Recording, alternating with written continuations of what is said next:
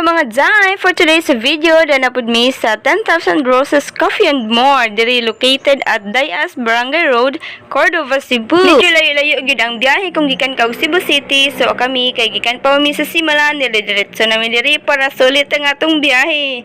Ang entrance fee diri mga Jai is barato ra kaayo for only 20 pesos per hand. Open na sila og daytime pero much better kung gabi mo moari para makita ninyo ang mga bulaklak nga nagsiga-siga, which is 10,000 kabuok sa una. Siguro karon 9,999 na lang ni.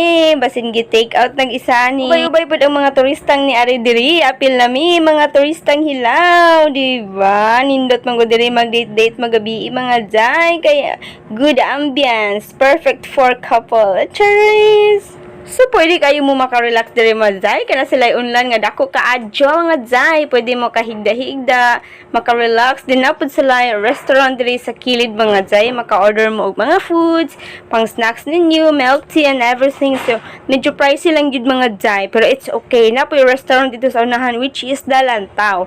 Kung gigutom mo mga Jai, ato lang mo sa kilid, wala po diri. Saka nagalam naman ang kagabi-ihon mo, hinahinay na tagpauli mga Jai. So, maura to. Salamat sa paglanta. Keep safe everyone. God bless you all.